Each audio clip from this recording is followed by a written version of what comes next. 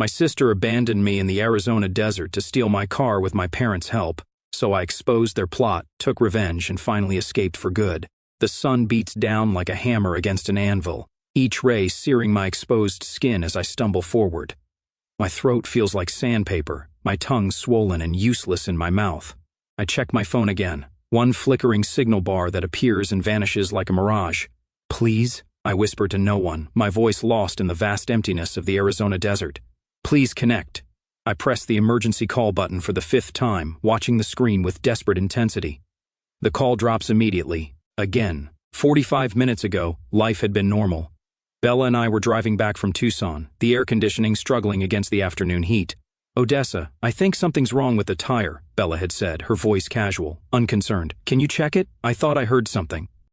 I'd pulled over without question, the good sister, the reliable one. The moment my feet hit the gravel, I'd bent to examine the perfectly fine front tire. As I was examining the tire, 10 seconds later, the engine revved. When I straightened and turned, dust was already billowing around me, Bella's face a blur behind the windshield of my Chevy, my car, as she sped away. I stood frozen, mind refusing to process what my eyes had seen. My sister had just abandoned me in the desert. I stumble over a rock now, catching myself before I fall. The memory of finding those papers in Dad's study last week burns hotter than the sun overhead. College tuition receipts for Bella, thousands of dollars neatly filed away, while I worked double shifts at Rosie's Diner to put myself through community college. 7 years of waitressing, saving every tip, working holidays and weekends to finally buy that used Chevy, my car, my freedom, my only real possession. "Just until I get on my feet," Bella had said the first time she borrowed it without asking. Then the second time, and the 10th. I'd finally stood up at dinner 3 nights ago, palms flat against the kitchen table. "I'm selling the car. I got a job offer in Phoenix." The silence had been immediate, heavy. Mom and Dad exchanged a look I'd seen 1,000 times before. "That's the family car, Odessa," Dad had said. Not a question, but a statement of fact. "But it's in my name," I'd replied. The registration papers clutched in my hand like a shield. "I paid for it, every cent. Your sister needs it more than you do, Mom," had added. The familiar refrain that had followed me since childhood. When Bella went to summer camp while I stayed home to help around the house. When Bella got new school clothes while I got hand-me-downs. When Bella's college was paid for while I worked and studied and worked some more. The memories blur together as heat waves ripple across the desert floor. I think of my childhood bedroom. Walls bare while Bella's room overflowed with posters and trophies. I think of the keys always missing from my purse. Of plans canceled because Bella needs the car tonight. I'd finally said no yesterday when Bella asked to borrow the car again. Just one simple word that it felt like swallowing broken glass. No. No. Dad's face had darkened immediately. "Family comes first in this household, Odessa Lynn. You know that." Mom's eyes had filled with tears. "After everything we've done for you." I'd looked between them, these people who had raised me to believe I was less deserving than my sister. And something had shifted inside me. A lifetime of bending until I nearly broke. "The car is in my name," I'd said, my voice steadier than I'd expected. "I worked for it. I'll decide what happens to it." The shock on their faces had been almost worth the chill that followed, the silent treatment as I prepared for bed. Almost worth it, not worth this. And now, as reality strikes back, I shield my eyes, scanning the horizon for any sign of civilization. Nothing but scrubland and cacti. My phone shows no service now, not even a flickering bar of false hope. The irony doesn't escape me. All those years working for independence, and here I am, completely dependent on the mercy of strangers if any happen to drive by this desolate stretch of highway. My foot catches on something, and this time I do fall, hands scraping against the rough ground. I taste blood as I push myself back up, legs trembling with exhaustion. Family comes first. The words echo in my head, taking on new meaning with each painful step. Yes, family comes first. But after today, I'm redefining what family means. If I survive this desert, if I make it back to civilization, nothing will ever be the same. I'll never again be the Odessa who gives and gives until there's nothing left. The registration papers for my car are still in my wallet, pressed against my hip as I walk. My car, my life, my choice. I take another step forward, then another. The horizon wavers in the heat, but I keep moving. I have to believe that something better waits beyond this desert. I have to believe that someone will help me. I have to believe that I'm worth saving. 3 miles later, I finally managed to receive a signal. Dial 911 and ask for help. 10 minutes later, the police and emergency vehicle arrived, helped me with my wounds, and took me to the nearest police station. Now at the station, Officer Wilson's hand on my shoulder is steady, the first kindness I've felt in hours. His cruiser's air conditioning chills my sunburned skin as he passes me a bottle of water. "Ma'am, abandoning someone in the desert is a serious offense," he says, his voice gentle but firm. "Your sister could face criminal charges." I gulp the water, my throat still raw. She just left me there. The words sound hollow, inadequate to describe the betrayal. "Miss Matthews, this wasn't just reckless." Officer Wilson taps his computer screen. "Your sister has 3 prior charges for reckless driving, all paid for by your parents." My hand freezes mid-sip. "What?"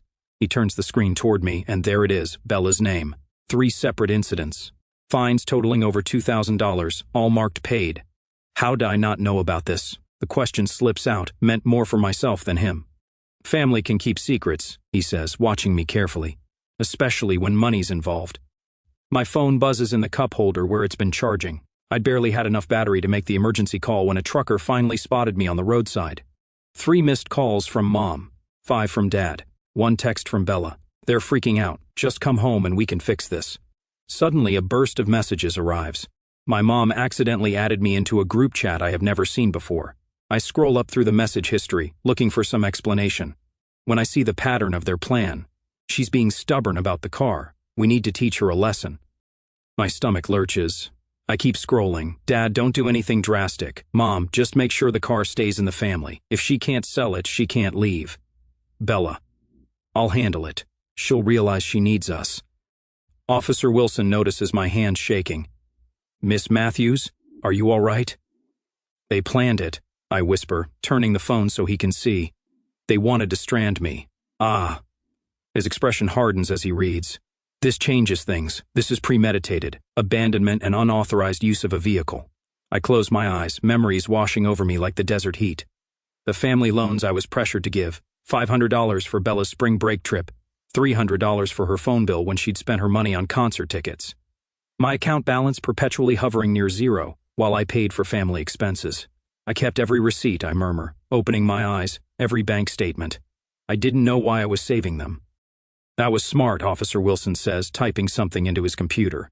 "Documentation matters in cases like this." Cases? The word feels foreign on my tongue. Financial exploitation often accompanies emotional abuse. He speaks matter-of-factly, without judgment. "Your registration and insurance are in your name?" I nod, pulling my wallet from my pocket. The registration is still there, folded and worn, but intact. "I'd like to introduce you to someone," he says, starting the cruiser. "Judge Martin regularly comes to your diner, I believe? He offers free legal consultations. My temporary waitressing job, 7 years and counting. How many opportunities had I declined because family needed me? The manager position I turned down last fall. The night classes I dropped when Bella needed transportation to her social events. I have a friend," I say suddenly, surprising myself. "Jackie from work. She mentioned her spare room once." Officer Wilson nods. "Good. You shouldn't go back to that house tonight." My phone buzzes again, Dad calling. I silence it. "We'll need to get your car back," Officer Wilson continues. "I can escort you there tomorrow." The thought of facing them sends a wave of nausea through me, but I straighten my shoulders. "Tonight. I want my car tonight." An hour later, we pull into my parents' driveway. My Chevy sits in its usual spot, dusty from the desert roads. Jackie waits in her Honda at the curb, a silent promise of sanctuary. Mom opens the door before we reach it, her practiced tears already flowing. "Odessa, thank goodness you're safe. We've been so worried." Behind her, Dad stands with his arms crossed. Bella peeks from the hallway, her expression unreadable. "Miss Isabella Matthews." Officer Wilson's voice carries an authority I've never possessed. "I need to speak with you about abandoning your sister in a life-threatening situation. It was just a misunderstanding," Mom interjects, reaching for my arm. I step back, her fingers grasping air. "We have the text messages, Mrs. Matthews," Officer Wilson says calmly. The color drains from her face. "I'm taking my car," I say, my voice steadier than I feel. "And my things. You can't just—" Dad begins. "Actually, sir, she can," Officer Wilson interrupts. "The vehicle is registered in her name. Using it without permission is a criminal offense." Bella steps forward, tears welling in her eyes. "Odessa. I'm sorry. I didn't think—" "Save it," I cut her off, the nickname I once loved now sounding like an insult. "I saw the texts. 10 minutes later, in one small suitcase, I walk to my car, hands trembling as I unlock it. Officer Wilson supervises as I transfer my essential belongings into the back seat. Clothes, documents, the small lockbox containing my savings passbook. When I slide behind the wheel, my hands grip the steering wheel like it's a lifeline. In the rearview mirror, I see my family frozen in the doorway, their perfect facade finally cracking, pressured by Officer Wilson. I drive away, following Jackie's taillights, toward a future suddenly, terrifyingly my own. 2 weeks later, after I move to my friend's house at work, the whispers follow me like a shadow through Martha's diner. They cling to the worn vinyl booths where I've served countless plates of meatloaf special and apple pie a la mode for 7 years. "Did you hear about poor Mary Ann's daughter?" Mrs. Caldwell's voice carries from table 8, intentionally loud enough for me to catch as I refill coffee mugs. Apparently she's having some sort of breakdown, left home without a word. I steady the coffee pot, my knuckles white around the handle. 3 tables to go, just keep pouring. "Well, after what happened in the desert," her companion replies, voice dropping to a theatrical whisper. "Frank at the sheriff's office said Bella's story checks out. The girl's been unstable for months." The coffee sloshes over the rim of a mug, narrowly missing Mr. Henderson's newspaper. He glances up, offering a smile that doesn't quite reach his eyes. "No worries, Odessa. Heard your folks are worried sick about you." The diner suddenly feels too small, the air too thick. 2 weeks since the desert, since Officer Wilson drove me to Jackie's apartment with my rescued car. 2 weeks of my mother's carefully cultivated stories spreading through our town of 8,000 souls.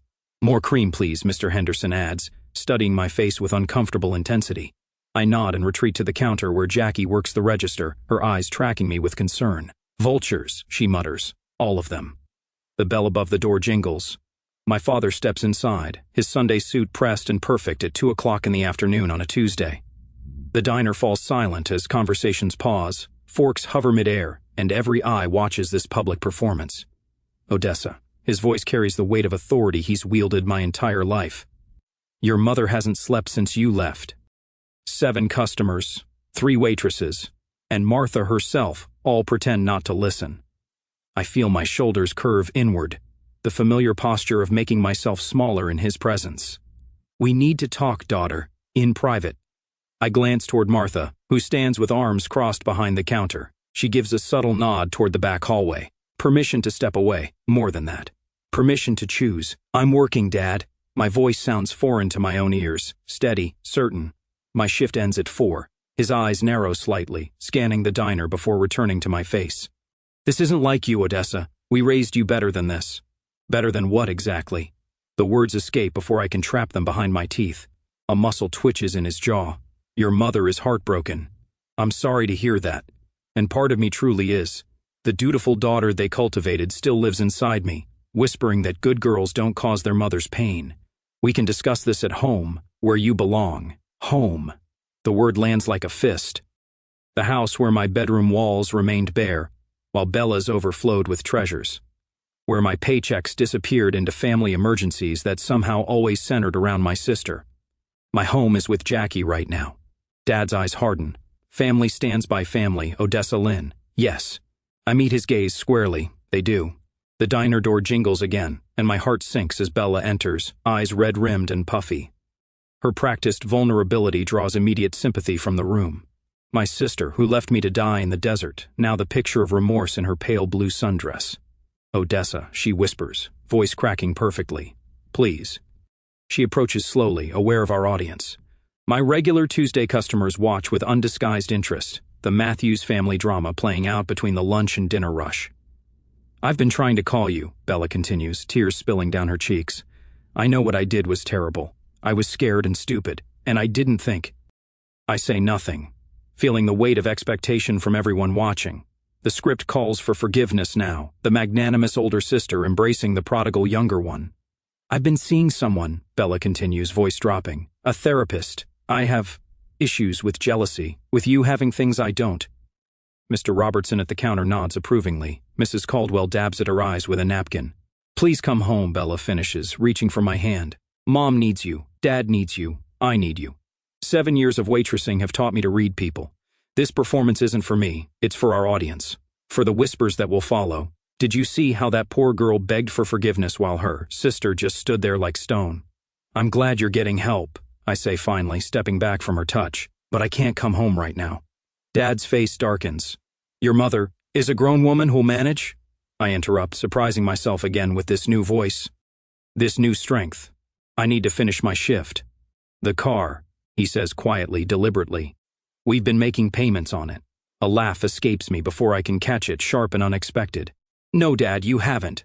I reach beneath the counter for my bag, pulling out a worn folder I've carried every day since the desert.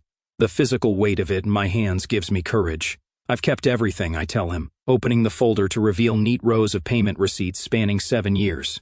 Every shift, every tip, every payment. It's all documented. The shock that flashes across his face is worth every paper cut from organizing these records late at night at Jackie's kitchen table. Worth every hour spent with Judge Martin learning about financial manipulation and documentation. This is ridiculous, Dad sputters. We're your family. Yes, you are. I close the folder gently, and this is my boundary. The diner has gone completely silent. I feel Jackie move to stand beside me, her presence solid and sure. I think you should leave now, Martha says from behind the counter, her voice brooking no argument. Odessa has customers waiting. Dad's face reddens. Bella's tears dry up remarkably fast as she realizes her performance has failed. This isn't over, Dad says quietly. Actually, I reply, it is. After they leave, Martha puts her hand on my shoulder. Take 10 minutes. Then table 12 needs more coffee. In the back hallway, I lean against the wall, my heart hammering against my ribs. My phone buzzes with a text from Officer Wilson, just checking in. You safe? I type back. Yes, they came to the diner. I'm okay. Another buzz. Judge Martin this time. My daughter Sarah has a room opening in her duplex, $650 a month. Utilities included. Interested? I stare at the message, at the possibility of walls that are truly mine. My hands shake as I open the paralegal course website Judge Martin showed me last week when he came to my work. The application deadline is tomorrow. The classes would fit around my diner shifts. For the first time since the desert, I allow myself to imagine a life beyond this town, beyond the whispers, beyond the constant pull of family obligation. A life where no is a complete sentence, where boundaries aren't declarations of war, but simple statements of fact. I type back to Judge Martin, very interested. When can I see it? 10 minutes later, I return to the diner floor, coffee pot in hand. Mrs. Caldwell and her friend fall silent as I approach their table.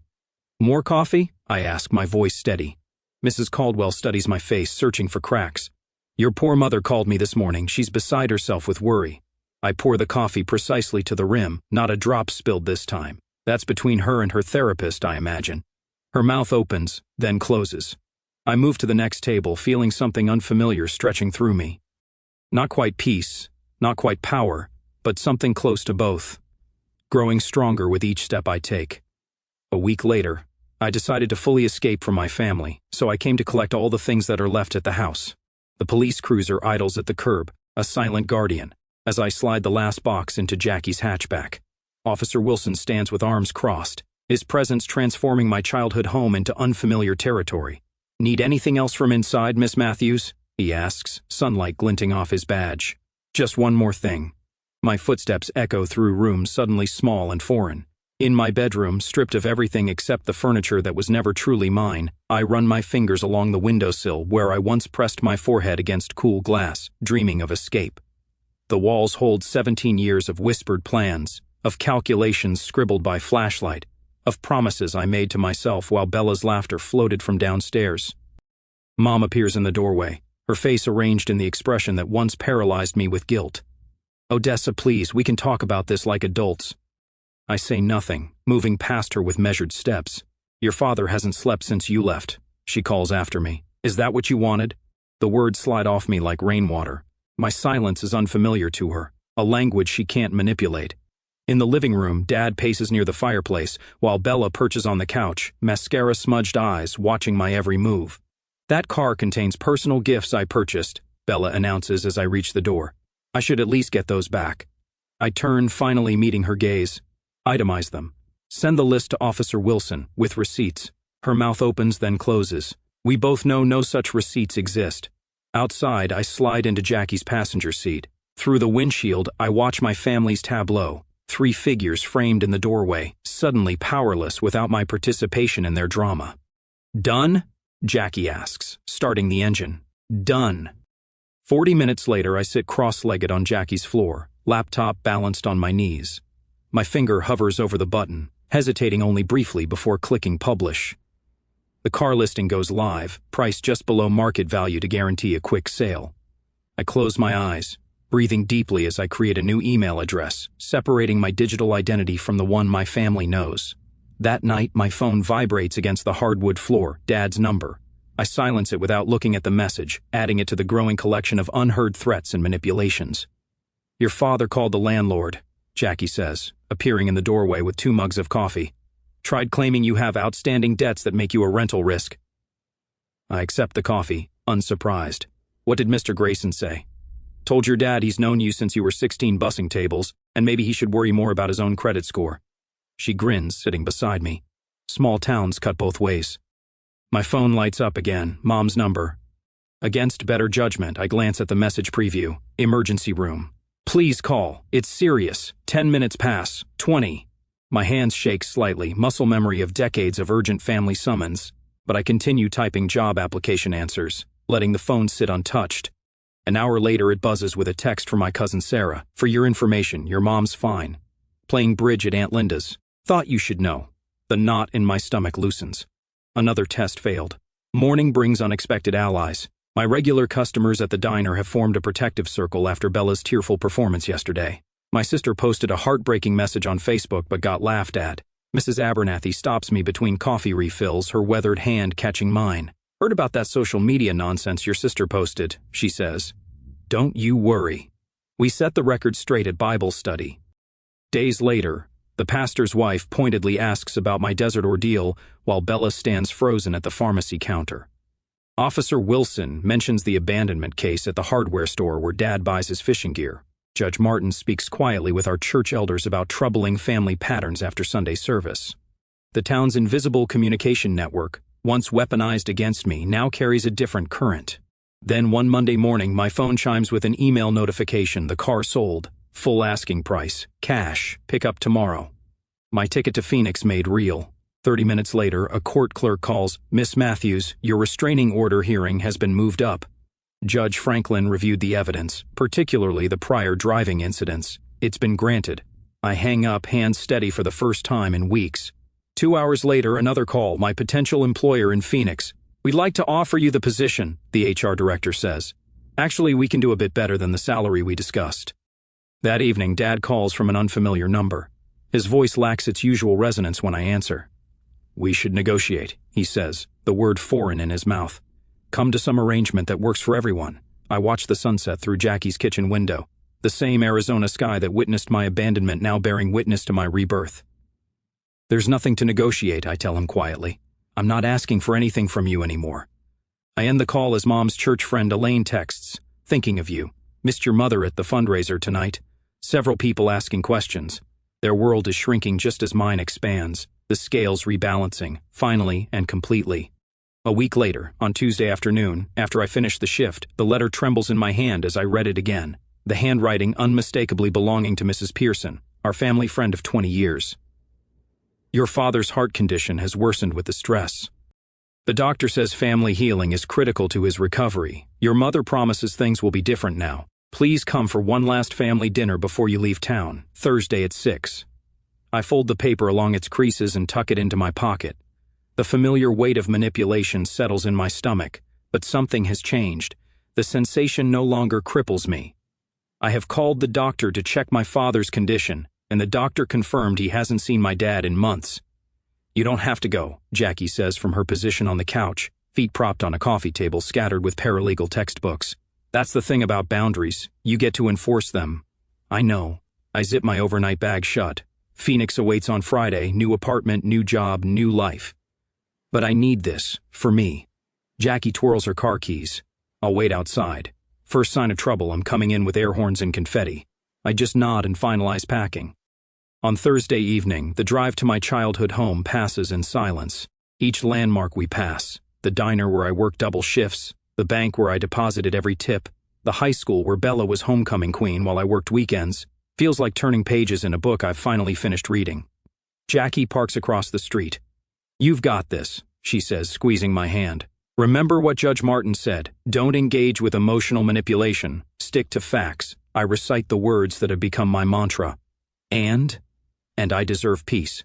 My parents' house looks smaller somehow. The front door opens before I reach it, my mother appearing with arms outstretched, wearing the yellow cardigan she saves for church and family photos. "Odessa," she whispers, voice thick with rehearsed emotion. "You came." I step past her embrace, for closure, not reconciliation. The dining room tableau could win awards for calculated nostalgia.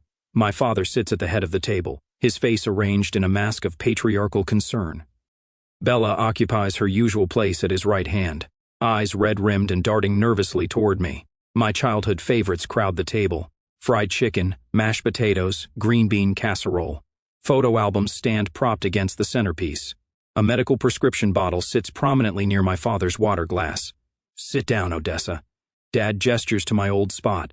Family dinner isn't complete without everyone present. I remain standing, clutching the folder I brought. "How's your heart condition, Dad?"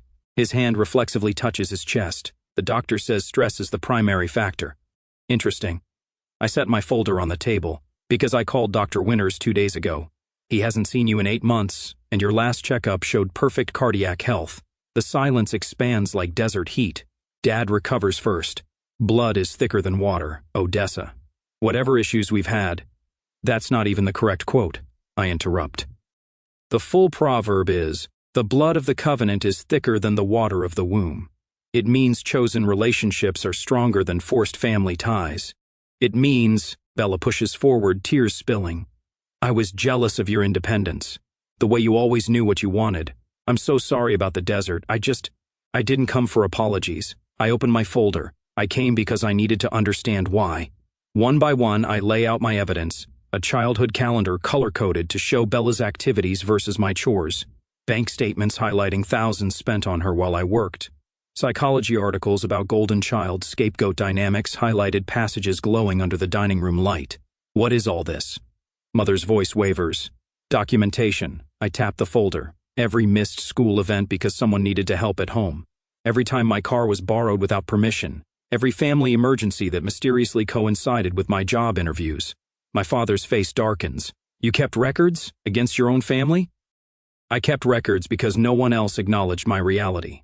My voice remained steady, surprising even me. I needed to prove to myself I wasn't crazy. My mother rises, hands fluttering. "After all we've done for you." That's exactly the problem. The words flow without rehearsal. "You've never seen what I've done for you. The double shifts, the canceled plans, the dreams deferred. You called it family duty when it benefited you, and selfishness when it benefited me."